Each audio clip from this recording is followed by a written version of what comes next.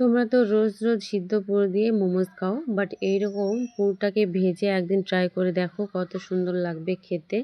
আর এই যে আবহাওয়াটা দেখতে পাচ্ছ, এত সুন্দর আবহাওয়া, এইরকম আবহাওয়াতে বাড়িতে মোমোজ বানিয়ে খেতে যে কত সুন্দর লাগে তা নিজে বানিয়ে না খেলে বুঝতে পারতাম না। বন্ধুরা, কেমন আছো? আশা করি ভালো আছো, আমিও ভালো আছি। আর নিয়ে চলে এসেছি একটা নতুন রেসিপি। তার জন্য আমি প্রথমেই মাংসটাকে কিমা করে রেখেছি, আর সমস্ত রকম উপকরণ, যেগুলো মেন উপকরণ আর কি মোমোজের, সেগুলো আমি এখানে কুচি করে কেটে রেখে দিয়েছি। আর এদিকে ময়দাটাও তেল দিয়ে ভালোভাবে ময়াম করে রেখেছি।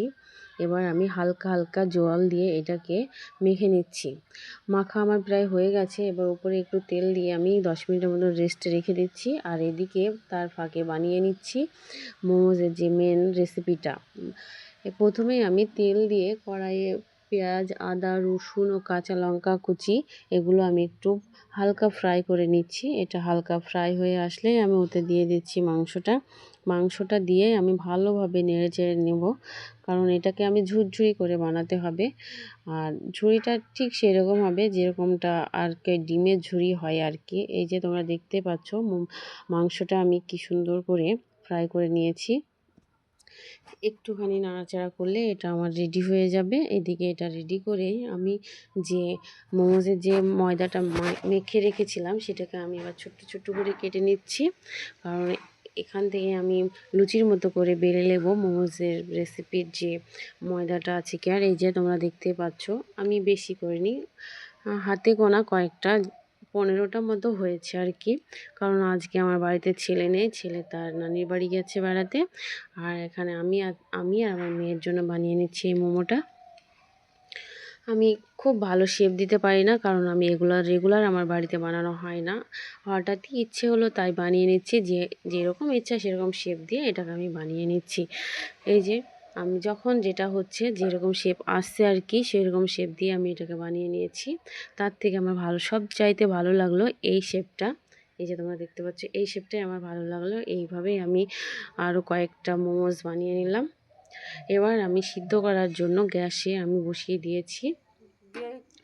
ওভেনে আমি জল দিয়ে বাড়িতে জলটাকে ফুটিয়ে রেডি করে রেখেছি। এবার তার উপরেই আমি মোমোজের থালাটা রেখে, এই থালাটা আমার এমনি থালা ছিল, সেটাকে আমি ফুটো ফুটো করে নিয়েছি। আর এখানেই আমি সিদ্ধ করার জন্য এটাকে বসিয়ে দিয়েছি। এই যে সিদ্ধ করে প্রায় হয়ে গেছে প্রথম কারটা। এবার আমি দ্বিতীয়বারের যে কয়েকটা বাকি আছে সেটাও আমি দিচ্ছি সিদ্ধ করার জন্য। বন্ধুরা, সঙ্গে থাকো আর দেখো পুরো ভিডিওটা। আর ভালো লাগলে একটা লাইক, কমেন্ট এবং চ্যানেলটাকে সাবস্ক্রাইব করে দিও। খুব সুন্দরভাবে সিদ্ধ হয়ে গেছে। এবার আমি নেক্সট যেগুলো বাকি ছিল সেগুলো আমি এখানে দিয়ে দিচ্ছি সিদ্ধ করার জন্য। এদিকে সিদ্ধ হতে না হতেই আমার হাজব্যান্ড বাড়ি চলে এসেছে। এবার ভাবছি সবাই মিলে একসঙ্গে বসে এটা খাবো, কারণ আমার হাজব্যান্ড এগুলো খেতে চায় না, এগুলো তার প্রিয় না। তার প্রিয় হলো ভাত, মাছ, মাংস, আর স্পেশাল হলো তার রুটি। আর রুটি বানাবো না, কারণ আজকে এগুলো দিয়ে সারা চেষ্টা আছে, যদি দেখি সে খায় তাহলে আর রুটি বানাবো না। খুব রিকোয়েস্ট করার পরে সেও বললো ঠিক আছে দেখছি খেয়ে, তাই তাকেও দিচ্ছি। আর এদিকে তো আমার মেয়ে খুব খুশি, এই যে দেখতে পাচ্ছ ফার্স্ট তুলে নিয়ে খেতে লেগে পড়েছে। তার সঙ্গে আছে টমেটো সস। টমেটো সসটা আমাদের ঘরেই থাকে, কারণ বাচ্চা থাকলে এগুলো ঘরেই থাকে। এই যে দেখতে পাচ্ছ টমেটো সস দিয়ে আমি আমার হাজব্যান্ডকেও দিচ্ছি খেতে। বন্ধুরা, আমাদের তো খুব সুন্দর লেগেছে, খুব ভালো লেগেছে, কারণ এই যে কাঁচা মাংস বা সিদ্ধ করার যে এটা থাকে সেটা নয়, একটা স্মেল থাকে সেটাও নেই এখানে। খুব সুন্দর একেবারে ভাজা ভাজা পুর দিয়ে মোমো, তারপর গরম গরম টমেটো সস দিয়ে খাচ্ছি। মানে সন্ধ্যাবেলাটা তো খুব সুন্দর লাগছে।